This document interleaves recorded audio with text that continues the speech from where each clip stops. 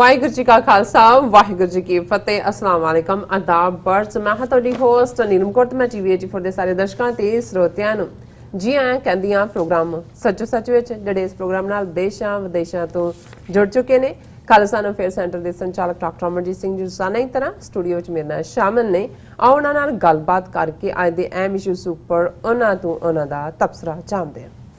ਜੀ ਡਾਕਟਰ ਸਾਹਿਬ ਵਾਹਿਗੁਰੂ ਜੀ का खालसा वाहिगुरू जी की फतेह। हाँ जी नीलम कौर जी ਤੁਹਾਨੂੰ भी ਤੇ ਦੁਨੀਆ ਭਰ ਚ ਬੈਠੇ ਸਾਡੇ ਬਹੁਤ ਹੀ ਪਿਆਰੇ ਸੋਹਣੇ ਸਿਆਣੇ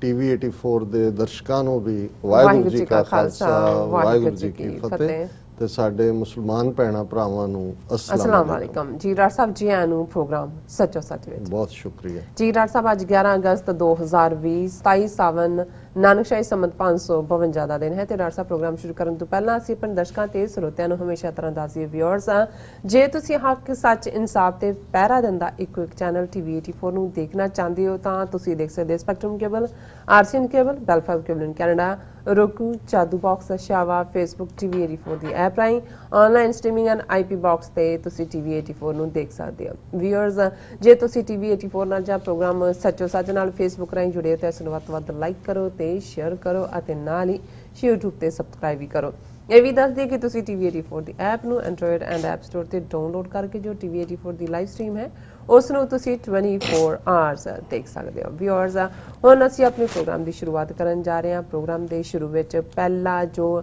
ਅਹਿਮ ਇਸ਼ੂ ਹੈ ਉਸ ਬਾਰੇ ਆਪਾਂ ਗੱਲਬਾਤ ਕਰਾਂਗੇ ਕਿ ਕਿਸ ਤਰ੍ਹਾਂ ਬੀਜੇਪੀ ਵੱਲੋਂ ਆਪਣੇ ਇਲੈਕਸ਼ਨ ਮੈਨੀਫੈਸਟੋ ਵਿੱਚ ਜਿਹੜੇ ਨਿਸ਼ਾਨੇ ਰੱਖੇ ਗਏ ਸਨ ਉਹ ਉਹਨਾਂ ਨੇ ਜਿਹੜੇ ਦੋ ਨਿਸ਼ਾਨੇ ਨੇ ਉਹ ਪ੍ਰਾਪਤ ਕਰ ਲਏ ਨੇ, ਜਿਨ੍ਹਾਂ ਵਿੱਚੋਂ ਇੱਕ ਹੈ कश्मीर चों आर्टिकल 370 ਨੂੰ ਖਤਮ ਕਰਨਾ और दूसरा राम मंदिर बनाना शामिल ने। सो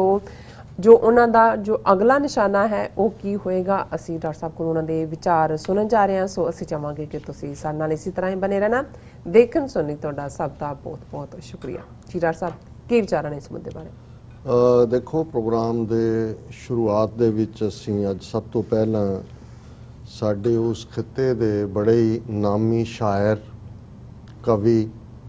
ਔਰ ਜਿਨ੍ਹਾਂ ਨੇ ਜੇ ਉਹਨਾਂ ਦੇ ਅਸੀਂ ਗੁਲਜ਼ਾਰ ਦੇ ਲਫ਼ਜ਼ਾਂ 'ਚ ਕਹਿਣਾ ਹੋਏ ਕਿ ਮੁਸ਼ਾਇਰਿਆਂ ਦਾ ਲਟੇਰਾ ਜੀ, ਔਰ ਮੈਂ ਇਸ ਨੁਕਤਾ ਨਿਗਾਹ ਤੋਂ ਦੇਖਦਾ ਕਿ 47 ਦੇ ਦੌਰ ਨੇ ਉਸ ਖਿੱਤੇ ਦੇ ਵਿੱਚ ਦੋ ਵਿਦਨ ਮੁਸਲਿਮਸ ਦੋ ਵਿਚਾਰਧਾਰਾਵਾਂ ਨੂੰ ਆਈਡੀਅਲਸ ਨੂੰ जन्म दिता है। ਜ਼ਾਹਰ है एक पासे कायदे आज़म मुहम्मद अली जिन्हां ने किसी ज़माने 20वीं सदी की बिगनिंग जिन्हां नूं हिंदू मुस्लिम यूनिटी दे एक एंबेसडर के तौर पर देखा जाता सी और इस भी कोई शक नहीं है कि उन्होंने बड़ी ईमानदारी दे नाल जदों लखनऊ पैक्ट जिहड़ा वो 1916 दे विच साइन हुंदा है जिस दे विच लोकमान्य तिलक ਜਿਹੜਾ ਬਹੁਤ ਵੱਡਾ ਨੈਸ਼ਨਲਿਸਟ ਲੀਡਰ ਸੀ, ਹਾਲਾਂ ਉਹਦਾ ਆਪਣਾ ਵੀ ਅੱਜ ਹਿੰਦੂ ਤਵੀ ਵੀ ਉਹਦੀ ਵਿਰਾਸਤ ਨੂੰ ਆਪਣੀ ਕਹਿੰਦੇ ਨੇ ਕਿਉਂਕਿ ਉਹ ਜ਼ਾਤ ਪਾਤੀ ਸਿਸਟਮ 'ਚ ਵੀ ਯਕੀਨ ਰੱਖਦਾ ਸੀ, ਔਰਤਾਂ ਦੀ ਐਜੂਕੇਸ਼ਨ ਦੇ ਹੱਕ 'ਚ ਵੀ ਨਹੀਂ ਸੀ, ਸ਼ੂਦਰਾਂ ਨੂੰ ਇਹੀ ਕਹਿੰਦਾ ਸੀ ਕਿ ਲੋਹਾਰ ਦਾ ਬੱਚਾ ਲੋਹਾਰ ਦਾ ਕੰਮ ਕਰੇ, ਤਰਖਾਣ ਦਾ ਬੱਚਾ ਤਰਖਾਣ ਦਾ ਕਰੇ ਔਰ ਐਜੂਕੇਸ਼ਨ ਬ੍ਰਾਹਮਣਾਂ ਦਾ ਰਾਈਟ ਹੈ। ਲੇਕਿਨ ਇਹਦੇ ਬਾਵਜੂਦ ਜਦੋਂ ਲੋਕਮਾਨਿਆ ਤਿਲਕ ਕਰਕੇ ਕਿਹਾ ਜਾਂਦਾ ਹੈ ਉਹ ਇੱਕ ਆਪਣੀ ਕਿਸਮ ਦਾ ਪੋਪੂਲਰ ਮਰਾਠਾ ਲੀਡਰ ਸੀ ਔਰ ਜਿਸ ਦੀ ਇਹ ਸਟੇਟਮੈਂਟ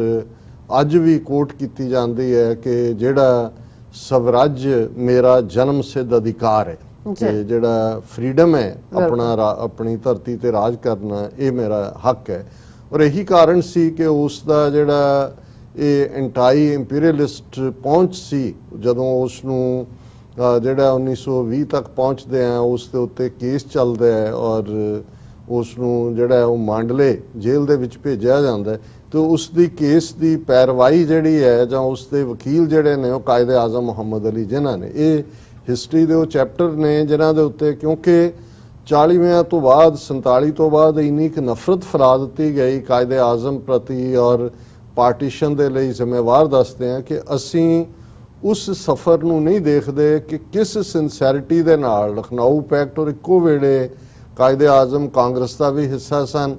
कांग्रेस के वड्डे लीडरां चों सन और दूसरा नाल दी नाल मुस्लिम लीग के भी मैंबर बने। पर ਇਸ ਸਾਰੇ ਚੋਂ ਇਹ ਸਾਂਝ ਸੀ ਜਿਹਦੇ ਚੋਂ ਲਖਨਊ ਪੈਕਟ ਨਿਕਲਿਆ ਸੀ ਔਰ ਇੱਕ ਯੂਨੀਫਾਈਡ ਇੰਡੀਆ ਜਿਹੜਾ ਉਹਨਾਂ ਦਾ ਡ੍ਰੀਮ ਸੀ ਉਸ ਵੇਲੇ ਕਿ ਜਿਹਦੇ 'ਚ ਇੱਕ ਬਰਾਬਰ ਦੇ ਹੱਕ ਹੋਣ ਔਰ ਇਹ ਨਾ ਹੋਏ ਕਿ ਮੈਜੋਰਿਟੇਰੀਅਨਿਜ਼ਮ ਬਹੁ ਗਿਣਤੀ ਦੇ ਰਾਜ ਦੇ ਥੱਲੇ ਬਾਕੀਆਂ ਨੂੰ ਜਿਹੜਾ ਉਹ ਦਬਾ ਦਿੱਤਾ ਜਾਏ। ਇਹ ਹੁਣ ਇੱਕ ਵੱਖਰੀ ਬਹਿਸ ਹੈ ਜਾਂ ਵੱਖਰੀ ਡਿਬੇਟ ਹੈ ਕਿ ਕਿਵੇਂ later on Congress we drift ਹੋਈ, ਕਿਵੇਂ ਮਦਨ ਮੋਹਨ ਮਾਲਵੀਆ ਵਰਗੇ ਜਿਹੜੇ ਬੜੇ ਐਕਸਟ੍ਰੀਮ ਹਿੰਦੂਤਵੀ ਥਾਟ, ਬੇਸ਼ੱਕ ਹਿੰਦੂ ਮਹਾਸਭਾ ਉਹਨੇ ਬਣਾਈ, ਉਹਨਾਂ ਨੇ ਕਿਵੇਂ ਇਹਨੂੰ ਸਕਟਲ ਕੀਤਾ ਔਰ ਫਿਰ ਆਰਐਸਐਸ ਦੇ ਰੂਪ ਦੇ ਵਿੱਚ ਸਾਵਰਕਰ ਔਰ ਬਾਅਦ ਦੇ ਵਿੱਚ ਹੈਡਗਵੇਅਰ ਗੋਰਵਲਕਰ ਕਿ ਕਿਵੇਂ ਉਹਨਾਂ ਨੇ ਉਹ ਲਾਈਨ ਖੜੀ ਕੀਤੀ ਔਰ 1936 ਤੱਕ ਪਹੁੰਚਦੇ ਆ ਜਦੋਂ ਕਿ ਪਹਿਲੀਆਂ ਚੋਣਾਂ ਤੋਂ ਬਾਅਦ ਯੂਪੀ ਸੀਪੀ ਚ ਕਾਂਗਰਸ ਦੀਆਂ ਹਕੂਮਤਾਂ ਬਣਦੀਆਂ ਨੇ ਤੇ ਕਿਵੇਂ ਉਹਨਾਂ ਨੇ ਬਿਲਕੁਲ ਮੁਸਲਮਾਨਾਂ ਨੂੰ ਇਗਨੋਰ ਹੀ ਨਹੀਂ ਕੀਤਾ। ਜਿਹੜਾ ਅੱਜ ਹਿੰਦੂਤਵੀ ਆਪਣਾ ਏਜੰਡਾ ਲਾਗੂ ਕਰ ਰਹੇ ਨੇ ਉਹ ਉਹਨਾਂ ਦੀਆਂ ਸਰਕਾਰਾਂ ਨੇ ਲਾਗੂ ਕੀਤਾ ਔਰ ਇਹਨਾਂ ਦੀ ਜਿਹੜੀ ਲਬਾਦਾ ਸੀ ਸੈਕੂਲਰਿਜ਼ਮ ਦਾ 1940 ਤੱਕ ਪਹੁੰਚਦੇ ਆ ਕਾਇਦੇ ਆਜ਼ਮ ਦੀਆਂ ਨਜ਼ਰਾਂ 'ਚ ਐਕਸਪੋਜ਼ ਹੋ ਗਿਆ ਸੀ ਔਰ 23 ਮਾਰਚ 1940 ਦੀ ਲਾਹੌਰ ਡੈਕਲੇਰੇਸ਼ਨ ਫਾਈਨਲੀ ਪਾਕਿਸਤਾਨ ਦੀ ਤਾਮੀਰ ਦੀ ਜਿਹੜੀ ਹੈ ਉਹ ਬੁਨਿਆਦ ਬਣਦੀ ਹੈ। ਹੁਣ ਇਹ ਇੱਕ ਡਿਬੇਟ ਪਰ ਇਸ ਸਭ ਦੇ ਬਾਵਜੂਦ ਇਸ ਕਿਸਮ ਦੇ ਮੁਸਲਿਮ ਲੀਡਰ ਵੀ ਉਹ ਮੌਲਾਨਾ ਅਬੁਲ ਕਲਾਮ ਆਜ਼ਾਦ ਜਿਨ੍ਹਾਂ 'ਚ ਇੱਕ ਵੱਡਾ ਨਾਂ ਹੈ, ਉਸ ਤੋਂ ਪਹਿਲਾਂ ਅਲੀ ਬ੍ਰਦਰਸ ਸਨ ਜਾਂ ਖੈਬਰ ਪਖਤੂਨਖਵਾ ਸੂਬਾ ਜਿਹਨੂੰ ਅੱਜ ਕਹਿੰਦੇ ਨੇ ਉਹਨਾਂ ਦੇ ਵਿੱਚ ਖਾਨ ਅਬਦੁਲ ਗਫਾਰ ਖਾਨ ਔਰ ਹੋਰ ਜਿਹੜੀ ਕਲਾਸ ਉਹ ਉਸੇ ਹੀ ਸਪੈਲ ਦੇ ਵਿੱਚ ਰਹੀ ਜਿਹੜੀ ਕਿ ਸੈਕੂਲਰਿਜ਼ਮ ਦੇ ਨਾਂ ਥੱਲੇ ਜਿਨ੍ਹਾਂ ਨੇ ਗਾਂਧੀ, ਨਹਿਰੂ ਔਰ ਇਹਨਾਂ ਸਾਰਿਆਂ ਨੇ ਔਰ ਮੌਲਾਨਾ ਅਬੁਲ ਕਲਾਮ ਆਜ਼ਾਦ ਕਾਂਗਰਸ ਦਾ ਵੀ ਪ੍ਰੈਜ਼ੀਡੈਂਟ ਰਿਹਾ। ਸੋ ਇਹ ਵੱਖਰੀ ਗੱਲ ਹੈ ਕਿ ਵੀ ਇੱਕ ਇੱਕ ਕਰਕੇ ਜੇ ਫਿਰ ਅਸੀਂ ਦੇਖੀਏ ਕਿ ਮੌਲਾਨਾ ਅਬੁਲ ਕਲਾਮ ਆਜ਼ਾਦ ਜਾਂ ਲੇਟੈਸਟ ਦੇਖਣਾ ਹੋਏ ਤਾਂ ਹਾਮਿਦ ਅੰਸਾਰੀ ਜਿਹੜੇ ਕਿ ਵਾਈਸ ਪ੍ਰੈਜ਼ੀਡੈਂਟ ਰਹੇ ਨੇ ਸ਼ਾਇਦ 2 ਟਰਮ ਰਹੇ ਕਿ ਉਹਨਾਂ ਦੀ ਫਰਸਟ੍ਰੇਸ਼ਨ ਔਰ ਇਸੇ ਤਰ੍ਹਾਂ ਇਸ ਦੌਰ ਦੇ ਵਿੱਚ ਜ਼ਿਆਦਾ ਜਿਹੜੇ ਸ਼ਾਇਰ ਸਨ ਉਰਦੂ ਲਿਟਰੇਚਰ ਦੇ ਉਹਨਾਂ ਚੋਂ ਬਹੁਤੇ ਜਿਹੜੇ ਨੇ ਉਹ ਉਸ ਪਾਸੇ ਹੀ ਭੁਗਤੇ ਕਿਉਂਕਿ ਸੈਕੂਲਰਿਜ਼ਮ ਔਰ ਜਿਹੜੇ ਸ਼ਾਇਰ ਸੀ ਉਰਦੂ ਦੇ ਉਸ ਜ਼ਮਾਨੇ ਦੇ ਜਿਨ੍ਹਾਂ ਨੂੰ ਪ੍ਰੋਗਰੈਸਿਵ ਲਫ਼ਜ਼ ਕਿਹਾ ਜਾਂਦਾ ਔਰ ਉਹ ਜੈਨੂਇਨਲੀ ਬਿਲੀਵ ਕਰਦੇ ਸੀ ਕਿ ਇਨਸਾਨੀਅਤ ਧਰਮ ਹੈ ਔਰ ਉਹ ਸਮਝਦੇ ਸੀ ਕਿ ਭਾਈ ਇਹ ਮੰਨਣ ਨਾਲ ਜਾਂ ਉਹਨਾਂ ਦੇ ਕਹਿਣ ਨਾਲ ਜਿਹੜੀ ਮੈਜੋਰਿਟੀ ਹੈ ਉਹ ਸੱਚਮੁੱਚ ਇਨਸਾਨੀਅਤ ਨੂੰ ਸਮਝੇਗੀ ਔਰ ਉਹਨਾਂ ਵੱਡੇ ਨਾਵਾਂ ਦੇ ਵਿੱਚ ਅਸੀਂ ਦੇਖਦੇ ਹਾਂ ਕੈਫੇ ਆਜ਼ਮੀ ਹੋਏ, ਉਹਨਾਂ ਦੇ ਵਿੱਚ ਸਾਹਿਰ ਲੁਧਿਆਣਵੀ ਜਿਹੜੇ ਬੇਸ਼ੱਕ ਚਲੇ ਗਏ ਲਾਹੌਰ ਫਿਰ ਵਾਪਸ ਆ ਗਏ, ਲੁਧਿਆਣੇ ਤਾਂ ਨਹੀਂ ਆਏ, ਮੁੜ ਕੇ ਦਿੱਲੀ ਔਰ ਬੰਬੇ ਪਹੁੰਚ ਗਏ ਔਰ ਉਹਨਾਂ ਚੋਂ ਹੀ ਬਹੁਤ ਸਾਰੇ ਜਿਹੜੇ ਅੱਜ ਤੱਕ ਵੀ ਜਿਨ੍ਹਾਂ 'ਚ ਫਿਰ ਸ਼ਬਾਨਾ ਆਜ਼ਮੀ ਕੈਫੇ ਆਜ਼ਮੀ ਦੀ ਡਾਟਰ ਔਰ ਜਿਹੜਾ ਉਹਨਾਂ ਦਾ ਹਸਬੈਂਡ ਔਰ ਜਿਹੜੇ ਵੱਡੇ ਸ਼ਾਇਰਾਂ ਦਾ ਦਾਇਰਾਕਾਰ। ਹੁਣ ਇਹ ਉਹ ਕਲਾਸ ਸੀ ਜਿਹੜੇ 47 ਤੋਂ ਬਾਅਦ ਵੀ ਜਿਹਨੂੰ ਕਹਿੰਦੇ ਨੇ ਕਿ ਭਾਈ ਪੂਰਾ ਬੈਂਡ ਬੈਕਵਰਡ ਕਰਕੇ ਪ੍ਰੂਵ ਕਰਨ ਦੀ ਕੋਸ਼ਿਸ਼ ਕਰਦੇ ਰਹੇ ਮੈਜੋਰਿਟੀ ਨੂੰ ਕਿ ਹਿੰਦੁਸਤਾਨ ਸਾਡਾ ਵੀ ਹੈ, ਸਾਡਾ ਵੀ ਜਿਹੜਾ ਲਹੂ ਹੈ ਇਸ ਮਿੱਟੀ ਦੇ ਵਿੱਚ ਬਰਾਬਰ ਦਾ ਡੁੱਲਿਆ ਹੋਇਆ ਹੈ, ਅਸੀਂ ਇਸ ਵਤਨ ਨੂੰ ਪਿਆਰ ਕਰਦੇ ਹਾਂ ਇਸ ਸਾਰੇ ਨੂੰ। ਲੇਕਿਨ ਹੁਣ ਜਦੋਂ ਤੋਂ ਅਸੀਂ 2014 ਤੋਂ ਬਾਅਦ ਦੇਖਦੇ ਹਾਂ ਕਿ ਕਿਵੇਂ ਹੌਲੀ ਇਹ ਜਿਹੜੀ ਸਾਰੀ ਕਲਾਸ ਸੀ ਜਿਹੜੇ ਜੈਨੂਇਨਲੀ ਜਿਨ੍ਹਾਂ ਨੇ ਈਵਨ ਰਿਡੀਕਿਊਲ ਕੀਤਾ ਪਾਕਿਸਤਾਨ ਦੇ ਕਨਸੈਪਟ ਨੂੰ, ਉਹਨਾਂ ਦੇ ਵਿੱਚ ਸਾਰੇ ਅੱਜ ਦੇ ਦੌਰ 'ਚ ਜਿਹੜੇ ਵੱਡੇ ਕਵੀਆਂ 'ਚ ਮੁਨੱਵਰ ਰਾਣਾ ਹੈ ਜਾਂ ਜਿਨ੍ਹਾਂ ਦਾ ਮੈਂ ਹੁਣ ਜ਼ਿਕਰ ਕਰ ਰਿਹਾ ਜਿਹੜੇ ਕੋਵਿਡ-19 ਦੀ ਇਨਫੈਕਸ਼ਨ ਤੋਂ ਬਾਅਦ ਜਿਹੜੇ ਨੇ ਉਹ ਚੜ੍ਹਾਈ ਕਰ ਗਏ ਇਸ ਦੁਨੀਆ ਤੋਂ ਅਲਵਿਦਾ ਹੋਏ ਨੇ, ਰਾਹਤ ਇੰਦੌਰੀ ਇਹ ਬਹੁਤ ਵੱਡਾ ਨਾਂ ਹੈ ਉਰਦੂ ਅਦਬ ਦੇ ਵਿੱਚ ਔਰ ਖਾਸ ਤੌਰ ਤੇ ਉਹਨਾਂ ਦਾ ਮੈਂ ਕਿਉਂਕਿ ਇਹਨੂੰ ਹਰ ਇੱਕ ਨੇ ਉਹਨਾਂ ਦੀ ਸ਼ਾਇਰੀ ਉਹਨਾਂ ਨੇ ਸੋਸ਼ਲ ਕੀ ਕਿਹਾ, ਰੋਮਾਂਸ ਬਾਰੇ ਕੀ ਕਿਹਾ ਜਾਂ ਉਹਨਾਂ ਨੇ ਸ਼ੇਅਰ 'ਚ ਕੀ ਕਿਹਾ ਕਿ ਮਰਨ ਤੋਂ ਬਾਅਦ ਵੀ ਮੇਰੀ ਪੇਸ਼ਾਨੀ ਤੇ ਮੇਰੇ ਲਹੂ ਦੇ ਨਾਲ ਹਿੰਦੁਸਤਾਨ ਲਿਖ ਦਿਓ। ਲੇਕਿਨ ਇਸ ਹੱਦ ਤੱਕ ਜਾਣ ਦੇ ਬਾਵਜੂਦ ਜਿਹੜੇ ਜੈਨੂਇਨਲੀ ਬਿਲੀਵ ਕਰਦੇ ਸੀ ਉਹਨਾਂ ਨੇ ਕੋਈ ਵੋਟਾਂ ਨਹੀਂ ਸੀ ਲੈਣੀਆਂ ਜਿਵੇਂ ਬਹੁਤ ਸਾਰੇ ਵੋਟਾਂ ਲੈਣ ਲਈ ਕੋਈ ਪੋਸਟਰ ਲੈ ਸਕਦੇ ਨੇ, ਉਹ ਜੈਨੂਇਨਲੀ ਬਿਲੀਵ ਕਰਦੇ ਸੀ ਕਿ ਇਹ ਸੈਕੂਲਰ ਮੁਲਕ ਹੈ, ਉਹ ਜੈਨੂਇਨਲੀ ਬਿਲੀਵ ਕਰਦੇ ਸੀ ਕਿ ਭਾਈ ਸਾਡੀ ਡੈਸਟੀਨੀ ਇੱਥੇ ਹੈ ਔਰ ਅਸੀਂ ਇਸੇ ਹੀ ਮਿੱਟੀ ਦੇ ਜਿਹੜੇ ਆ ਉਹ ਬੱਚੇ ਹੈ ਔਰ ਅਸੀਂ ਵੀ ਇਸ ਦੇ ਲਈ ਕੁਰਬਾਨੀਆਂ ਕੀਤੀਆਂ ਹੋਈਆਂ। ਲੇਕਿਨ ਮੈਂ ਸਮਝਦਾ ਹਾਂ ਵੀ ਉਸ ਇੱਕ ਤੋਂ ਬਾਅਦ ਇੱਕ ਇਸ ਦੁਨੀਆ ਤੋਂ ਵੀ ਨਿਰਾਸ਼ ਗਿਆ ਔਰ ਬਹੁਤ ਸਾਰੇ ਤਾਂ ਖੁਦ ਅਲਟੀਮੇਟਲੀ ਜਿਸ ਕਿਸਮ ਦਾ ਉਸ ਨਫ਼ਰਤ ਦਾ ਸ਼ਿਕਾਰ ਹੋਏ ਨੇ ਹੋ ਰਹੇ ਨੇ। ਸੀਏ ਪ੍ਰੋਟੈਸਟ ਦੇ ਵੇਲੇ ਉਹ ਸਾਹਮਣੇ ਆਇਆ ਔਰ ਇਸੇ ਦੌਰਾਨ ਅਸੀਂ ਦੇਖਦੇ ਹਾਂ ਕਿ ਕਿਵੇਂ ਜਿਹੜੇ ਆਪਣੇ ਆਪ ਨੂੰ ਬਿਲਕੁਲ ਸੈਕੂਲਰਿਜ਼ਮ ਦੇ ਖਾਨੇ 'ਚ ਫਿੱਟ ਹੋ ਕੇ ਉਹਨਾਂ ਨੂੰ ਬਹੁ ਗਿਣਤੀ ਨੂੰ ਖੁਸ਼ ਕਰਨ ਲਈ ਪਾਕਿਸਤਾਨ ਦੇ ਖਿਲਾਫ ਭੁਗਤਦੇ ਰਹੇ, ਉਹ ਅੱਜ ਇੱਕ ਜਿਹੜੀ ਕਿਸ ਹੱਦ ਤੱਕ ਨਿਰਾਸ਼ ਨੇ ਕਿ ਕੀ ਹੋਇਆ। ਔਰ ਮੈਂ ਇਸ ਤੋਂ ਪਹਿਲਾਂ ਕਿ ਉਹਨਾਂ ਦੀ ਸ਼ਾਇਰੀ ਦਾ ਅੱਗੇ ਜ਼ਿਕਰ ਕਰਾਂ, ਮੈਂ ਦੱਸਦੇ ਹਾਂ ਕਿ ਰਾਹਤ ਇੰਦੌਰੀ, ਜਿਨ੍ਹਾਂ ਨੂੰ ਇੰਦੌਰ ਜ਼ਾਹਰ ਹੈ ਇੰਦੌਰ ਸ਼ਹਿਰ ਨੂੰ ਉਹਨਾਂ ਨੇ ਆਪਣੇ ਨਾਂ ਦੇ ਨਾਲ ਲਾਇਆ, ਇਹ ਵੀ ਇੱਕ ਸ਼ਾਇਰੀ 'ਚ ਇੱਕ ਪਾਸੇ ਤਖੱਲਸ ਹੁੰਦੇ ਸੀ, ਇੱਕ ਪਾਸੇ ਕੋਈ ਮੁਰਾਦਾਬਾਦੀ ਹੈ, ਕੋਈ ਲਖਨਵੀ ਹੈ, ਕੋਈ ਦਿਲੀ ਹੈ, ਦਿਲਵੀ ਹੈ। ਔਰ ਵੈਸੇ ਇਹਦੇ 'ਚ ਇੱਕ ਲਾਈਟਰ ਵੇਨ 'ਚ ਮੈਂ ਗੱਲ ਸੀਰੀਅਸ ਕਰਨ ਤੋਂ ਪਹਿਲਾਂ ਇਸ ਕਿਸਮ ਦੇ ਸ਼ਾਇਰਾਂ ਦਾ ਇੱਕ ਜਿਹੜੀ ਹੈ ਉਹ ਮੁਸ਼ਾਇਰਾ ਸੀ, ਔਰ ਥਾਂ ਥਾਂ ਤੋਂ ਆਏ ਹੋਏ ਸੀ, ਇੱਕ ਲਾਹੌਰ ਤੋਂ ਵੀ ਸ਼ਾਇਰ ਗਏ ਹੋਏ ਸੀ। ਸੋ ਸਾਰੇ ਇੰਟਰੋਡਿਊਸ ਕਰਵਾ ਰਹੇ ਸੀ, ਕੋਈ ਜਿਹੜਾ ਆਪਣੇ ਆਪ ਨੂੰ ਜਿਹੜਾ ਉਹ ਜਿਗਰ ਲਖਨਵੀ, ਕੋਈ ਜਿਹੜਾ ਉਹ ਦਿਲਵੀ, ਤੇ ਕੋਈ ਹੋਰ। ਤੇ ਹੁਣ ਜਦੋਂ ਲਾਹੌਰ ਵਾਲੇ ਦੀ ਵਾਰੀ ਆਏ, ਉਹਨੇ ਦੇਖਿਆ ਦਿਲ ਵੀ ਕੋਈ ਲੈ ਗਿਆ, ਜਿਗਰ ਵੀ ਲੈ ਗਿਆ, ਕੋਈ ਅਸ਼ਕ ਅਥਰੂ ਵਾਲਾ, ਉਹਨੇ ਆਪਣਾ ਹੱਥ ਕੱਢਿਆ, ਕਹਿੰਦਾ ਗੁਰਦਾ ਲਾਹੌਰੀ। ਉਹਨੇ ਕਿਹਾ ਵੀ ਬਾਕੀ ਤਾਂ ਹੁਣ ਬਾਡੀ ਦਾ ਕੋਈ ਆਰਗਨ ਹੈ ਨਹੀਂ, ਗੁਰਦਾ ਹੀ ਰਹਿ ਗਿਆ। ਜਦੋਂ ਇਹ ਸਾਰਾ ਜ਼ਮਾਨਾ ਸੀ ਮੁਸ਼ਾਇਰੇ, ਇਹ ਵੱਖਰੀ ਗੱਲ ਹੈ ਕਿ ਪਿਛਲੇ 8-10 ਸਾਲ 'ਚ, ਵੈਸੇ ਤਾਂ ਪਿਛਲੇ 70 ਸਾਲ ਤੋਂ ਹੀ ਉਰਦੂ ਅਦਬ ਨੂੰ ਮਾਰਨ ਦੇ ਲਈ ਭਾਰਤ ਦੀ ਇੱਕ ਤੋਂ ਬਾਅਦ ਇੱਕ ਹਕੂਮਤ ਨੇ ਬੇਸ਼ੱਕ ਅਕੈਡਮੀਜ਼ ਬਣਾਤੀਆਂ, ਉਰਦੂ ਅਕੈਡਮੀ ਹੈ, ਫਲਾਣਾ ਹੈ, ਲੇਕਿਨ ਹੌਲੀ ਹੌਲੀ ਉਹਨੂੰ ਉਹਨਾਂ ਸੂਬਿਆਂ 'ਚ ਵੀ, ਯੂਪੀ, ਬਿਹਾਰ, ਜਿੱਥੇ ਕਿ ਵੱਡੀ ਗਿਣਤੀ 'ਚ 20 ਤੋਂ 22% ਮੁਸਲਮਾਨਾਂ ਦੀ ਪਾਪੂਲੇਸ਼ਨ ਰਹੀ, ਉਰਦੂ ਨੂੰ ਮੁਸਲਮਾਨਾਂ ਦੇ ਨਾਲ ਜੋੜ ਕੇ ਮਾਈਨਸ ਕਰ ਦਿੱਤਾ ਗਿਆ। ਔਰ ਨਤੀਜੇ ਦੇ ਤੌਰ ਤੇ ਇੱਕ ਵੱਡੇ ਇਕੱਠ 'ਚ ਸਾਇਰ ਲੁਧਿਆਣਵੀ ਨੇ ਇੱਕ ਵਾਰ ਇਹ ਕਿਹਾ ਸੀ ਕਿ ਵੀ ਉਰਦੂ ਜਿਹੜਾ ਔਰ ਕੋਈ ਉਹਨਾਂ ਨੇ ਉਰਦੂ ਦਾ ਸ਼ਾਇਦ ਜਸ਼ਨੇ ਰੇਖਤਾ, ਕਿਉਂਕਿ ਉਰਦੂ ਦਾ ਪੁਰਾਣਾ ਲਫ਼ਜ਼ ਰੇਖਤਾ ਓਰੀਜਨਲ, ਉਰਦੂ ਤਾਂ ਜਿਸ ਦਾ ਜਿਹੜੀ ਹੈ ਲੈਂਗੁਏਜ ਆਫ ਦਾ ਆਰਮੀ ਜਾਂ ਲਸ਼ਕਰ ਦੀ ਜ਼ਬਾਨ ਦੇ ਥੱਲੇ ਜ਼ਿਆਦਾ ਪਪੂਲਰ ਹੋਇਆ, ਲਸ਼ਕਰ ਦੇ ਨਾਲ ਜੁੜਿਆ ਹੋਇਆ ਲਫ਼ਜ਼ ਹੈ। ਤੇ ਉਹਦੇ 'ਚ ਸਾਇਰ ਲੁਧਿਆਣਵੀ ਨੇ, ਜਿੱਥੇ ਕਿ ਇੱਕ ਵੱਡੇ ਲੀਡਰ ਪ੍ਰੀਜ਼ਾਈਡ ਕਰਨ ਆਏ ਸੀ, ਉਹਨਾਂ ਨੇ ਕਿਹਾ ਕਿ ਵੀ ਰੇਖਤਾ ਖਤਮ ਹੋ ਗਿਆ, ਜਸ਼ਨ ਹੀ ਰਹਿ ਗਿਆ। ਸੋ ਜ਼ਾਹਰ ਹੈ ਕਿ ਵੀ ਸਿਸਟਮੈਟਿਕਲੀ, ਲੇਕਿਨ ਹੁਣ ਤਾਂ ਪਿਛਲੇ ਸਾਰੇ ਇਹਨਾਂ ਸਾਲਾਂ 'ਚ ਕੁਛ ਕਿਸੇ ਹੱਦ ਤੱਕ ਜਿਹੜਾ ਇਹ ਟਵਿੱਟਰ ਔਰ ਦੂਜੇ ਤੀਜੇ ਇੰਟਰਨੈਟ ਸੋਸ਼ਲ ਮੀਡੀਆ ਨੇ ਵੀ, ਪਰ ਹਿੰਦੂ ਤਵੀਆਂ ਨੇ ਇਸ ਕਿਸਮ ਦਾ ਮਾਹੌਲ ਸਿਰਜ ਦਿੱਤਾ ਹੈ। ਅੱਜ ਤੁਸੀਂ ਜਿਹੜੀ ਜ਼ਬਾਨ ਵੀ ਉਹਨਾਂ ਦੀ ਸੁਣੋਗੇ, ਲੀਡਰਾਂ ਦੇ ਭਾਸ਼ਣਾਂ ਦੀ, ਟੀਵੀ, ਰੇਡੀਓ, ਦੂਜੇ ਤੀਜੇ ਤੇ ਸ਼ੁੱਧ ਬਨਾਰਸੀ ਹਿੰਦੀ ਆ ਗਈ। ਈਵਨ ਜਿਸ ਕਿਸਮ ਦੀ ਹਿੰਦੀ ਵਾਜਪਾਈ ਵਰਗੇ ਜਿਹਦਾ ਬੇਸ ਲਖਨਊ 'ਚ ਸੀ, ਕਿਉਂਕਿ ਲਖਨਊ ਦਾ ਇੱਕ ਆਪਣਾ ਅੰਦਾਜ਼ ਰਿਹਾ ਉਰਦੂ ਤਹਿਜ਼ੀਬ ਦਾ ਵੀ, ਉਹਨੂੰ ਵੀ ਉਹਨਾਂ ਨੇ ਮਾਈਨਸ ਕੀਤਾ। ਪਰ ਇਹਦੇ ਬਾਵਜੂਦ ਇਹ ਜਿਹੜੇ ਕੁਛ ਨਾਂ ਨੇ, ਰਾਹਤ ਇੰਦੌਰੀ ਜਾਂ ਮੁਨੱਵਰ ਰਾਣਾ ਵਰਗੇ, ਜਿਹੜੇ ਬੜੇ ਫਖਰ ਨਾਲ ਮੁਸ਼ਾਇਰੇ ਜਿਹੜੇ ਜਿੱਥੇ ਵੀ ਜਾਂਦੇ ਸੀ ਉਹਦੇ 'ਚ ਆਪਣੀ ਉਸ ਸੈਕੂਲਰ ਆਈਡੀਓਲੋਜੀ ਦੀ ਗੱਲ ਔਰ ਆਪਣਾ ਇਸ ਵਤਨ ਨਾਲ ਬਿਲੋਂਗ ਕਰਨ ਦੀ ਗੱਲ। ਲੇਕਿਨ ਪਿਛਲੇ ਕੁਛ ਜਦੋਂ ਸੀਏ ਦੇ ਖਿਲਾਫ ਪ੍ਰੋਟੈਸਟ ਚੱਲ ਰਹੇ ਸੀ, ਇੱਕ ਸ਼ੇਅਰ ਜਿਹੜਾ ਕਿ ਰਾਹਤ ਇੰਦੌਰੀ ਦੇ ਨਾਂ ਦੇ ਉੱਤੇ ਜਿਹੜਾ ਜਾਲੀ ਸੀ ਸਰਕੂਲੇਟ ਹੋਇਆ, ਔਰ ਫਿਰ ਜਿਸ ਕਿਸਮ ਦੀ ਹੇਟ ਔਰ ਟ੍ਰੋਲਿੰਗ ਉਹਨਾਂ ਦੀ ਹੋਈ, ਉਹਨਾਂ ਨੇ ਵੀ ਆ ਕੇ ਕਿਹਾ ਵੀ ਇਹ ਤਾਂ ਮੇਰਾ ਸ਼ੇਅਰ ਨਹੀਂ ਹੈ। ਇਹਨਾਂ ਨੇ ਇਹ ਵੀ ਦੱਸਣ ਦੀ ਕੋਸ਼ਿਸ਼ ਕੀਤੀ ਵੀ ਇਹ ਵੀ ਜਿਹੜੇ ਇਹਨੇ ਹਿੰਦੁਸਤਾਨ ਕਰਦੇ ਨੇ, ਇਹਨਾਂ ਦੇ ਅੰਦਰ ਵੀ ਪਾਕਿਸਤਾਨ ਵੜਿਆ, ਕਿਉਂਕਿ ਉਹਨਾਂ ਨੇ ਹਰ ਇੱਕ ਨੂੰ ਹੀ ਜਿਹੜਾ ਉਹ ਪਾਕਿਸਤਾਨ ਦੇ ਨਾਲ ਜੋੜਨ ਦੀ ਕੋਸ਼ਿਸ਼ ਕੀਤੀ। ਔਰ ਉਹਨਾਂ ਨੇ ਜਦੋਂ ਉਹ ਕੋਵਿਡ-19 ਦਾ ਪੋਜ਼ਿਟਿਵ ਹੋਇਆ, ਔਰ ਉਹਨਾਂ ਦੀ ਜਿਹੜੀ ਲਾਸਟ ਟਵੀਟ ਸਾਹਮਣੇ ਆਈ, ਕਿਉਂਕਿ ਅੱਜ ਸਾਰੇ ਹੀ ਸੋਸ਼ਲ ਮੀਡੀਆ ਤੇ ਵੀ ਚਰਚਾ ਹੈ, ਵੱਡੇ ਵੱਡੇ ਨੈਟਵਰਕ, BBC ਔਰ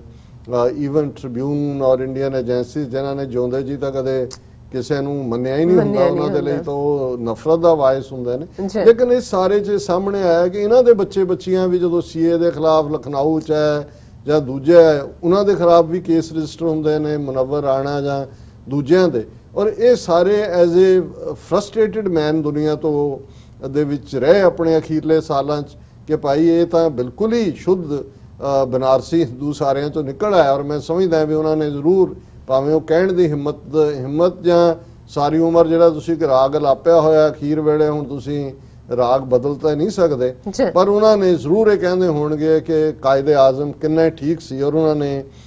ਜਿਹੜਾ ਲਾਸਟ ਟਵੀਟ ਕੀਤਾ ਉਹਨਾਂ ਦੀ ਐਡਮਿਟ ਹੋਣ ਤੋਂ ਬਾਅਦ, ਉਹਨਾਂ ਨੇ ਕਿਹਾ ਕਿ ਵੀ ਕੋਵਿਡ ਦੇ शुरुआती सिम्पटम्स नज़र आ रहे हैं। कल मेरा कोरोना टेस्ट किया गया सी, मैं औरबिंदो हॉस्पिटल च एडमिट है। दुआ करो कि मैं जल्दी इस बीमारी को हरा दें। हूँ बड़ी जी कंकरिंग स्पिरिट सी उन्हां दी हर चीज़ ते एक होर इल्तजा है कि मैनू या मेरे घर दे लोकां नू फोन ना करो, मेरी खैरियत ट्विटर या फेसबुक राहीं तुहानू मिलती रहेगी। सो ये राहत इंदौरी का लास्ट ट्वीट है। उन्हां दा मुढ़ला नां राहत कुरैशी सी, लेकिन लिटरेचर की दुनिया च उन्होंने इंदौर जिथे आके वो वसे उन्हें नाल जोड़िया और 1950 दे विच 1 जनवरी नूं उन्हां दा जन्म हुंदा है। सो आलमोस्ट 70 साल की उम्र च उन्होंने इस दुनिया नूं अलविदा किया और उन्होंने यूनिवर्सिटी तो 1955 दे विच PhD की और ये सारे च मैं भी हालांकि ये तो नहीं है कि मैनू कोई बहुत ज़्यादा वक्त भी मिलता है, पर उर्दू शायरी दे करंट जड़े शायर ने उन्हां च जे किसी नूं दा अंदाज एक जिहड़ी मुशायरियां दे विच इहदे च ज़ाहिर है बहुत वार कहा जाता हुंदा सी जी जिहड़ी सीरीयस नज़म है ਜਾਂ गज़ल है वो मुशायरियां च नहीं, मुशायरियां तो वाह वाह वालियां होंदियां हल्कियां फुल्कियां होंदियां। यही कुछ ईवन फिल्मी दुनिया बारे भी कहा जाता सी कि जी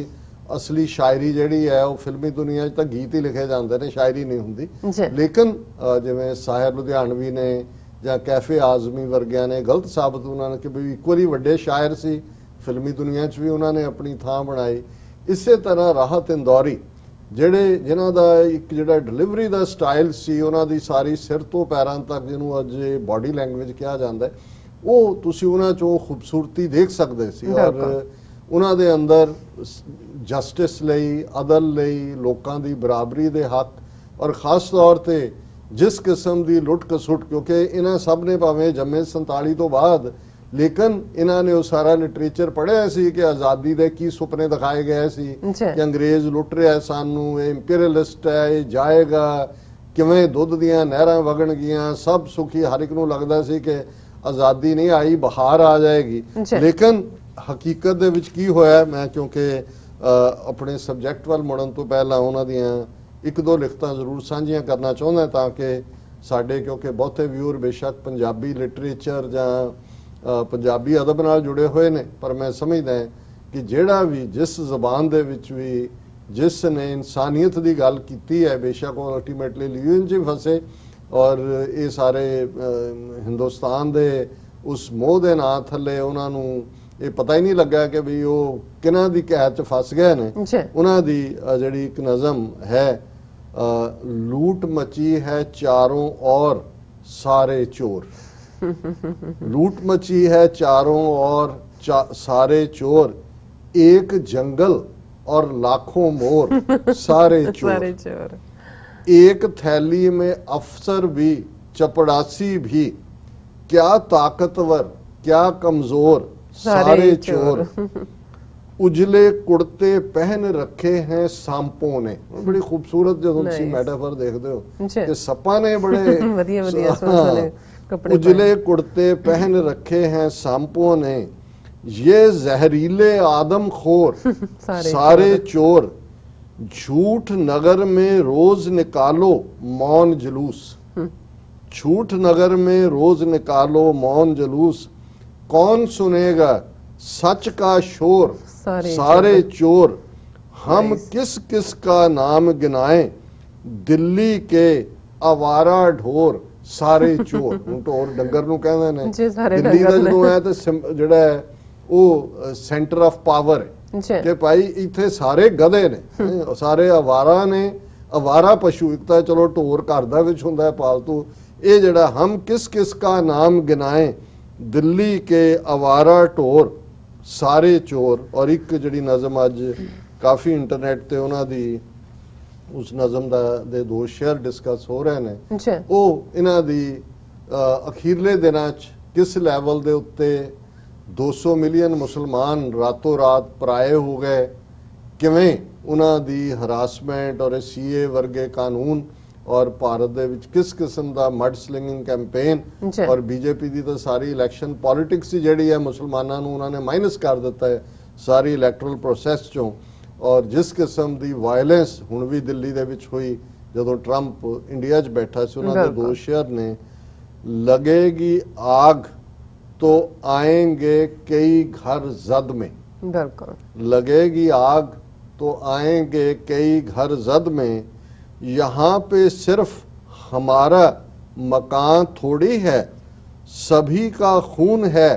इस मिट्टी में शामिल, किसी के बाप का हिंदुस्तान थोड़ी है। लगेगी आग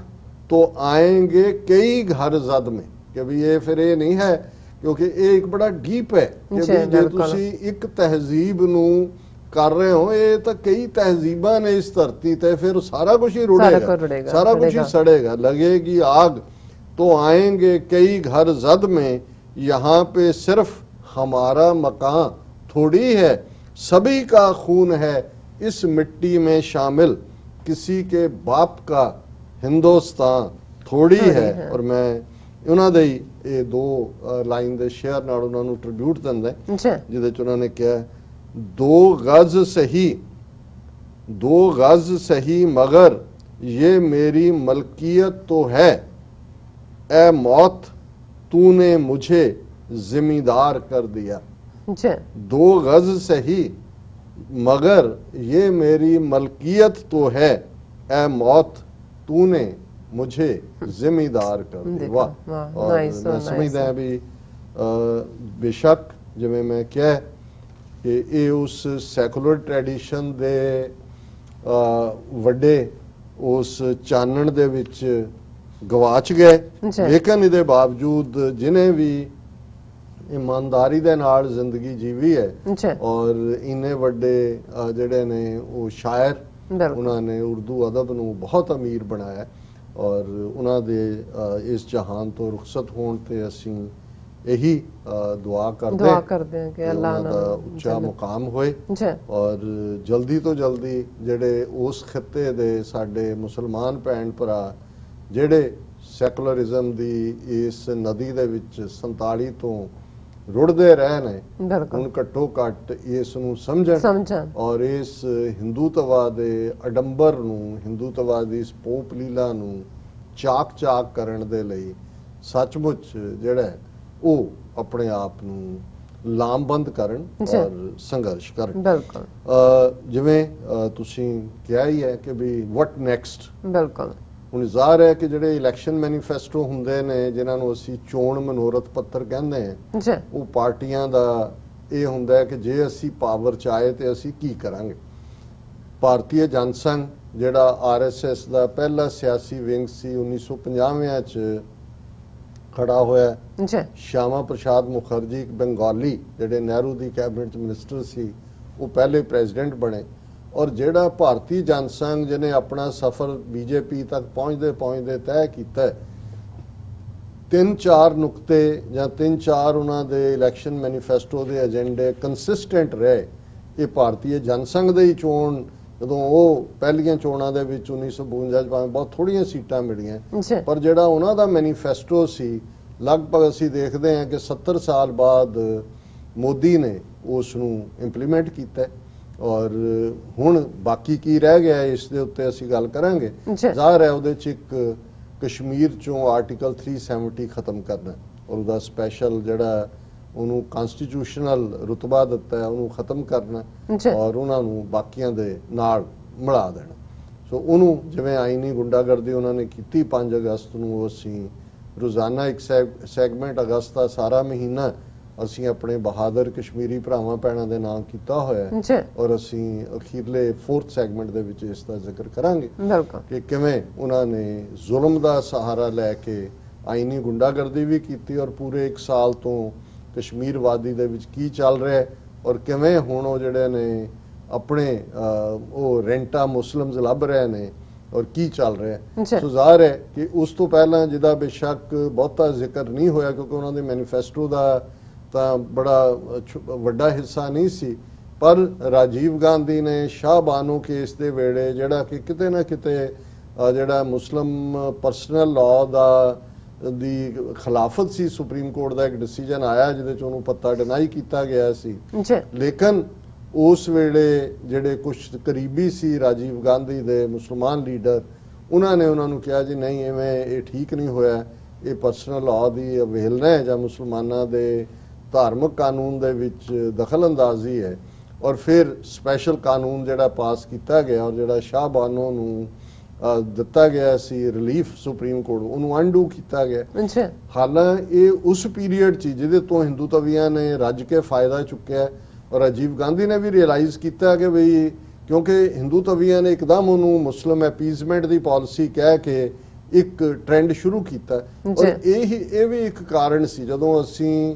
1985 ਦੇ ਵਿੱਚ ਰਾਜੀਵ ਗਾਂਧੀ ਵੱਲੋਂ ਬਾਬਰੀ ਮਸਜਿਦ ਦਾ ਦਰਵਾਜ਼ਾ ਹਿੰਦੂਆਂ ਦੇ ਲਈ ਪੂਜਾ ਲਈ ਖੋਲਣ ਦਾ ਹਵਾਲਾ ਦਿੱਤਾ ਹੈ, ਜਿਹਨੂੰ ਸੁਬਰਾਮਨਿਅਮ ਸਵਾਮੀ ਜਾਂ ਦੂਜਿਆਂ ਨੇ ਕਿਹਾ ਕਿ ਰਾਜੀਵ ਗਾਂਧੀ ਨੇ ਕਿ ਇਹ ਐਕਚੁਅਲੀ ਉਹਦਾ ਇੱਕ ਕਿਸਮ ਦਾ ਬੈਲੈਂਸਿੰਗ ਐਕਟ ਵੀ ਸੀ, ਕਿਉਂਕਿ ਉਸ ਤੋਂ ਪਹਿਲਾਂ ਆਲਰੇਡੀ ਸ਼ਾਹ ਬਾਨੋ ਕੇਸ ਦੇ ਵਿੱਚ ਉਹਨੇ ਜਿਹੜਾ ਉਹ ਮੁਸਲਮਾਨ ਕਮਿਊਨਿਟੀ ਦਾ ਸਾਥ ਦਿੱਤਾ ਸੀ ਔਰ ਇਹ ਹਿੰਦੂ ਤਵੀਆਂ ਦਾ ਬਣ ਗਿਆ ਸੀ ਇੱਕ ਪ੍ਰਚਾਰ ਕਿ ਜੀ ਮੁਸਲਿਮ ਐਪੀਜ਼ਮੈਂਟ, ਪੈਂਪਰਿੰਗ ਆਫ ਦਾ ਮਾਈਨੋਰਿਟੀਜ਼। ਸੋ ਉਹਨੇ ਕਿਹਾ ਜੀ ਆ ਲੋ ਹਿੰਦੂਆਂ ਨੂੰ ਵੀ ਖੁਸ਼ ਕਰ ਦਿੰਨਾ ਮੈਂ। ਹਾਲਾਂਕਿ ਉਸ ਦੀ ਕੀ ਕੀਮਤ ਸਾਰੇ ਮੁਲਕ ਨੂੰ ਚੁਕਾਣੀ ਪਈ, ਮੁਸਲਮਾਨਾਂ ਨੂੰ ਤਾਂ ਹੋਇਆ ਹੀ ਹੋਇਆ। ਔਰ ਅੱਜ ਉਹੀ ਫਿਰ ਕਰਮੰਡਲ ਰਾਜਨੀਤੀ ਜਿਹੜੀ ਹੈ ਬਾਬਰੀ ਮਸਜਿਦ ਦੀ, ਉਹਨੇ ਜਿਹੜਾ RSS ਨੂੰ ਦਿੱਲੀ ਦੇ ਪਾਵਰ ਸੈਂਟਰ ਤੱਕ ਪਹੁੰਚਾਇਆ। ਸੋ ਉਸ ਸਾਰੇ ਦੇ ਚੋਂ ਹੀ ਮੋਦੀ ਦੀ ਸਰਕਾਰ ਨੇ, ਕਿਉਂਕਿ 2014 ਦੇ ਵਿੱਚ ਪਹਿਲੀ ਵਾਰ ਸਰਕਾਰ ਬਣਦੀ ਹੈ ਔਰ ਅਸੀਂ ਪਹਿਲੇ ਪੀਰੀਅਡ ਦੇ ਵਿੱਚ ਹੀ ਦੇਖਦੇ ਹਾਂ ਕਿ ਉਹਦੇ 'ਚ ਔਰ ਦੂਸਰੇ ਤੱਕ ਪਹੁੰਚਦੇ ਹਾਂ ਇੱਕ ਜਿਹੜਾ 3 ਤਲਾਕ ਦੇ ਮੁੱਦੇ ਦੇ ਉੱਤੇ ਜਿਸ ਕਿਸਮ ਦੀ ਲਾਈਨ ਰਹੀ, ਹਾਲਾਂਕਿ ਉਹ ਕੋਈ ਬਹੁਤ ਸਾਰੇ ਸ਼ਾਇਦ ਇਸਲਾਮਿਕ ਸਕਾਲਰ ਵੀ ਉਹਨੂੰ ਅਪਰੂਵ ਨਹੀਂ ਕਰਦੇ, ਲੇਕਿਨ ਇਹ ਇੱਕ ਇੰਡੀਕੇਸ਼ਨ ਸੀ ਕਿ ਕਿਵੇਂ ਹੁਣ ਇਹ ਜਿਹੜੀਆਂ ਕਨਸਟੀਟਿਊਸ਼ਨਲ ਗਾਰੰਟੀਜ਼ ਦਿੱਤੀਆਂ ਹੋਈਆਂ ਮੁਸਲਮਾਨਾਂ ਨੂੰ, ਜਿਹਦੀ ਬਿਨਾਂ ਤੇ ਜ਼ਾਹਿਰ ਹੈ ਭਾਰਤੀ ਮੁਸਲਮਾਨ ਸਮਝਦੇ ਸੀ ਵੀ ਇੰਡੀਆ ਵੀ ਸੈਕੂਲਰ ਹੋਏਗਾ ਔਰ ਉਹਦੇ ਥੱਲੇ ਸਾਡਾ ਆਪਣਾ ਪਰਸਨਲ ਲਾਅ ਵੀ ਹੈ, ਸਾਡੇ ਮਾਮਲਿਆਂ 'ਚ ਦਖਲ ਅੰਦਾਜ਼ੀ ਨਹੀਂ ਹੋਏਗੀ ਔਰ ਬਾਕੀ ਮਾਮਲਿਆਂ 'ਚ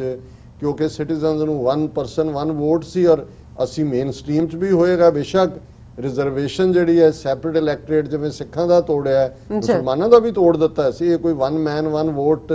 ਇਸ ਲਈ ਨਹੀਂ ਸੀ ਕਿ ਉਹ ਕੋਈ ਸੈਕੂਲਰ ਬਣਾਉਣਾ ਚਾਹੁੰਦੇ ਸੀ, ਉਹ ਆਲਰੇਡੀ ਜਿਹੜੀਆਂ ਉਹਦੇ 'ਚ ਸੈਪਰੇਟ ਇਲੈਕਟ੍ਰੇਟ ਦੇ ਥੱਲੇ ਮੁਸਲਮਾਨ ਹੀ ਮੁਸਲਮਾਨ ਨੁਮਾਇੰਦਾ ਚੁਣਦੇ ਸੀ, ਸਿੱਖ ਹੀ ਸਿੱਖ ਚੁਣਦੇ ਸੀ, ਹਿੰਦੂ ਹੀ ਹਿੰਦੂ ਚੁਣਦੇ ਸੀ। ਉਹ ਮੋਰ ਪ੍ਰੋਟੈਕਸ਼ਨ ਸੀ ਜਿਹੜੇ ਬਣ ਕੇ ਆਉਂਦੇ ਸੀ, ਘੱਟੋ ਘੱਟ ਉਹ ਕੌਮ ਨੂੰ ਜਵਾਬਦੇਹ ਹੁੰਦੇ ਸੀ। ਸੋ ਉਹ ਇੰਨੀ ਵੱਡੀ ਗੱਲ ਨਹੀਂ ਸੀ। ਪਰ ਜਿਹੜਾ ਦੂਸਰਾ ਇਹਨਾਂ ਦਾ ਬਿਗਨਿੰਗ ਤੋਂ, ਕਿਉਂਕਿ ਇਸ ਗੱਲ ਦਾ ਧਿਆਨ ਰਿਹਾ ਕਿ 1948 ਦੇ ਵਿੱਚ ਹੀ ਬਾਬਰੀ ਮਸਜਿਦ ਦਾ ਰੌਲਾ ਸ਼ੁਰੂ ਹੋਇਆ, ਲੇਕਿਨ ਇਹਨੂੰ ਪੋਲੀਟੀਕਲ ਏਜੰਡੇ ਦੇ ਤੌਰ ਤੇ ਇਹਨਾਂ ਨੇ ਲੇਟ 1970 ਚ ਪਾਲਮਪੁਰ ਦੀ ਕਨਵੈਨਸ਼ਨ ਚ ਬੀਜੇਪੀ ਨੇ ਇਹਨੂੰ ਪੋਲੀਟੀਕਲ ਨਾਂ ਦਿੱਤਾ ਔਰ ਇਹ ਕਿਹਾ ਕਿ ਭਾਈ ਅਸੀਂ ਜਿਹੜਾ ਇਸ ਨੂੰ ਬਣਾਵਾਂਗੇ ਔਰ ਫਿਰ ਰੱਥ ਯਾਤਰਾ ਤੇ ਇਹ ਉਹ ਫਿਰ ਅਸੀਂ ਦੇਖਦੇ ਹਾਂ 6 ਦਸੰਬਰ 1992 ਨੂੰ ਬਾਬਰੀ ਮਸਜਿਦ ਤੋੜੀ ਗਈ ਔਰ ਆਲਮੋਸਟ 28 ਸਾਲ ਬਾਅਦ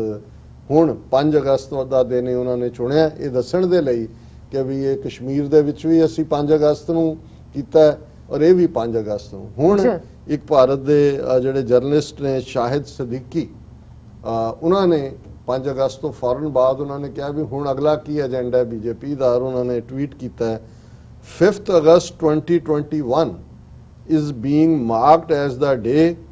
uniform civil code will be passed by the parliament. According to some of those close to Sangh Parwar, next target of Modi Sarkar is uniform civil code, step by step towards a Hindu Rashtra. ਉਹਨਾਂ ਨੇ ਕਿਉਂਕਿ 2024 ਦੀ ਜਦੋਂ ਚੋਣ ਦੀ ਗੱਲ ਹੁੰਦੀ ਹੈ, ਅਸੀਂ ਦੱਸਿਆ ਸੀ ਕਿਵੇਂ ਇੱਕ ਫੇਕ ਸਰਵੇ ਇੰਡੀਆ ਟੁਡੇ ਰਾਹੀਂ 1200 ਵੋਟਰਾਂ ਦਾ ਕਰਵਾ ਕੇ ਇਹ ਕਿਹਾ ਗਿਆ ਜੀ ਕਿ 2024 ਚ ਵੀ ਲੋਕ ਚਾਹੁੰਦੇ ਨੇ ਕਿ ਮੋਦੀ ਪ੍ਰਾਈਮ ਮਿਨਿਸਟਰ ਬਣੇ। 78% 79% ਉਹਦਾ ਅਪਰੂਵਲ ਰੇਟ ਹੈ। ਹੁਣ ਇਹ ਸਦੀਕੀ ਸਾਹਿਬ ਕਹਿੰਦੇ ਨੇ ਕਿ ਨੈਕਸਟ ਟਾਰਗੇਟ, ਬੇਸ਼ੱਕ ਉਹਨਾਂ ਨੇ ਤਾਂ ਇੰਨੇ ਕੌਨਫੀਡੈਂਸ ਨਾਲ ਡੇਟ ਦਿੱਤੀ ਹੈ, ਉਹਨਾਂ ਕਿਹਾ ਜੀ 5 ਅਗਸਤ 2021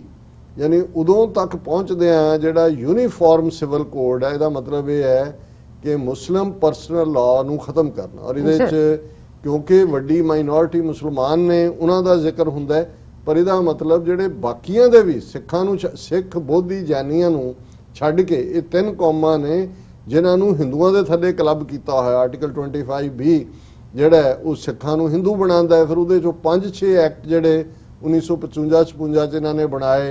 Hindu marriage act, Hindu code bill, Hindu guardianship and minority act. So ਉਹਦੇ ਚ ਉੱਤੇ ਹੀ ਲਿਖਿਆ ਹੋਇਆ ਕਿ when the word Hindu is said that means Sikhs, Buddhists and Jains। ਸੋ ਸਾਨੂੰ ਤਾਂ ਜਿਹੜੀ ਧਰਮਯੁੱਧ ਮੋਰਚੇ ਵੇਲੇ 86 ਸਿੱਖਾਂ ਦੀ ਡਿਮਾਂਡ ਸੀ ਉਹ ਸਿੱਖ ਪਰਸਨਲ ਲਾਅ ਦੀ ਸੀ ਕਿ ਵੀ ਜਿਵੇਂ ਮੁਸਲਮਾਨਾਂ ਦਾ ਪਰਸਨਲ ਲਾਅ ਹੈ, ਯਹੂਦੀਆਂ ਦਾ ਹੈ, ਪਾਰਸੀਆਂ ਲਈ ਹੈ, ਕ੍ਰਿਸਚੀਅਨਸ ਲਈ ਹੈ, ਬ੍ਰਿਟਿਸ਼ ਪੀਰੀਅਡ ਦੇ ਬਣੇ ਹੋਏ ਨੇ, ਕੋਈ ਇਹਨਾਂ ਨੇ, ਪਰ ਉਹਨਾਂ ਨੂੰ ਕਨਸਟੀਟਿਊਸ਼ਨ ਦਾ ਹਿੱਸਾ ਮੰਨਿਆ ਗਿਆ। ਸੋ ਇੱਕ ਸਟ੍ਰੋਕ ਦੇ ਨਾਲ ਜਿੱਥੇ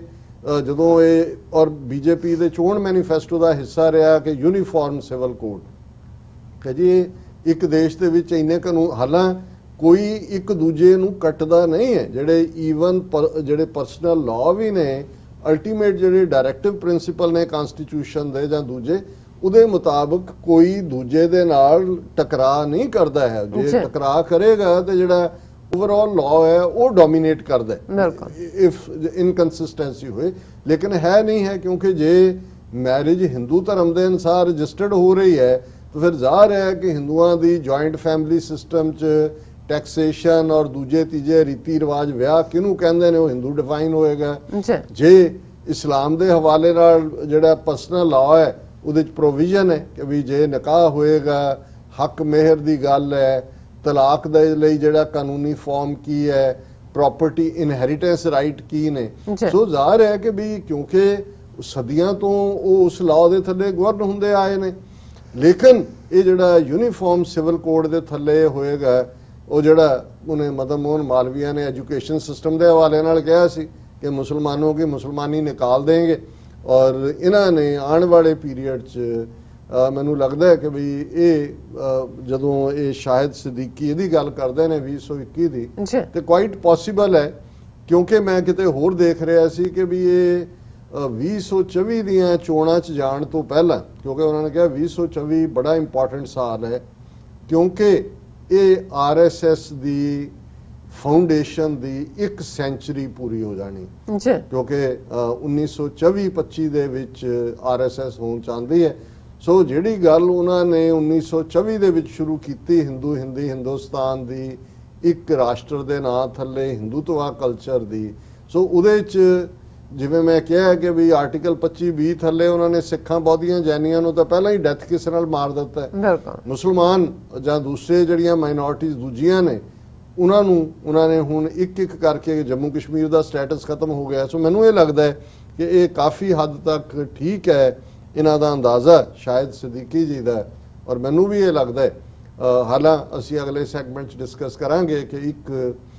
ਇੰਡਸ ਵਾਟਰ ਟ੍ਰੀਟੀ ਜਿਹਨੂੰ ਐਬਰੋਗੇਟ ਕਰਨ ਦੀ ਲਾਈਨ ਵੀ ਕਿਸੇ ਸਟੇਜ ਤੇ ਆਏਗੀ। ਇਹ ਪਹਿਲਾਂ ਹੁੰਦਾ ਹੈ, ਪਿੱਛੋਂ ਹੁੰਦਾ ਹੈ, ਜਾਂ ਇਹਨੂੰ ਐਜ਼ ਏ ਸੌਰਡ ਯੂਜ਼ ਕਰਨਗੇ, ਮੈਂ ਸੈਕੰਡ ਸੈਗਮੈਂਟ 'ਚ ਗੱਲ ਕਰਾਂਗਾ। ਪਰ ਮੈਨੂੰ ਇਹ ਲੱਗਦਾ ਹੈ ਕਿ ਵੀ ਆਉਣ ਵਾਲੇ ਪੀਰੀਅਡ 'ਚ ਇਹਨਾਂ ਕੋਲ ਐਬਸੋਲੂਟ ਮੈਜੋਰਿਟੀ ਹੈ, ਸਟੇਟਾਂ 'ਚ ਵੀ ਇਹਨਾਂ ਨੇ ਆਪਣੀ ਖੇਡ ਖੇਡੀ ਹੋਈ ਹੈ, ਹਾਲਾਂਕਿ ਕਈ ਥਾਂ ਫੇਲ ਹੋਏ ਨੇ, ਜਿਵੇਂ ਰਾਜਸਥਾਨ ਜਿਹੜਾ ਪਾਇਲਟ ਦੌੜ ਗਿਆ ਸੀ ਕਾਂਗਰਸੀਆਂ ਤੋਂ, ਬੀਜੇਪੀ ਚੱਲਿਆ ਸੀ, ਉਹ ਵਾਪਸ ਆ ਰਿਹਾ ਹੈ, ਗੱਲਬਾਤ ਹੋਈ ਹੈ। ਲੇਕਿਨ ਇਹਦੇ ਬਾਵਜੂਦ ਇਹ ਬੜੇ ਬੇਸ਼ਰਮ ਔਰ ਢੀਠ ਨੇ ਜਦੋਂ ਤੁਹਾਡੇ ਕੋਲ ਐਬਸੋਲੂਟ ਬਰੂਟਲ ਮੈਜੋਰਿਟੀ ਹੈ ਤੇ ਤੁਸੀਂ ਮਨਾਹੀਆਂ ਕਰਦੇ ਹੋ। ਸੋ ਮੈਨੂੰ ਇਹ ਲੱਗਦਾ ਹੈ ਕਿ ਵੀ ਕਾਫੀ ਹੱਦ ਤੱਕ ਇਹ ਵੀ ਹੋ ਸਕਦਾ ਹੈ ਵੀ ਜੇ ਕੋਈ ਵੱਡਾ ਕ੍ਰਾਈਸਿਸ ਇਹਨਾਂ ਇਸ 1 ਸਾਲ ਦੇ ਵਿੱਚ ਆ ਜਾਂਦਾ, ਈਵਨ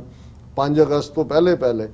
ਤੇ ਫਿਰ ਈਵਨ ਅਰਲੀਅਰ ਵੀ ਆਉਣ ਵਾਲੇ ਪੀਰੀਅਡ ਤੇ, ਹੁਣ ਤਾਂ ਕੋਵਿਡ-19 ਦੇ ਥੱਲੇ ਪਾਰਲੀਮੈਂਟ ਦੇ ਸੈਸ਼ਨ ਵੀ ਨਹੀਂ ਹੋ ਰਹੇ ਔਰ ਵੈਸੇ ਵੀ ਹੈ, ਤੇ ਜੇ ਕੋਈ ਹੋਰ ਕ੍ਰਾਈਸਿਸ ਆਇਆ ਤਾਂ ਫਿਰ ਲੋਕਾਂ ਨੂੰ ਕੋਈ ਨਾ ਕੋਈ ਲੋਲੀਪੌਪ ਦੇਣ ਦੇ ਲਈ ਜਿਹੜਾ ਉਹ ਅਰਲੀਅਰ ਵੀ ਕਰ ਸਕਦੇ ਨੇ। ਪਰ ਇਹਦੇ 'ਚ ਕੋਈ ਸ਼ੱਕ ਨਹੀਂ ਹੈ ਕਿ ਉਹਨਾਂ ਨੇ ਜਿਹੜਾ 2024 ਦੀਆਂ ਚੋਣਾਂ 'ਚ ਜਾਣ ਤੋਂ ਪਹਿਲਾਂ ਆਪਣਾ ਜਿਹੜੇ ਉਹਨਾਂ ਦੇ ਇਲੈਕਸ਼ਨ ਮੈਨੀਫੈਸਟੋ ਦੇ ਉਹਨਾਂ ਨੇ ਕਹਿਣਾ, ਦੇਖੋ ਜਿਹੜਾ ਅਸੀਂ ਇਕਰਾਰ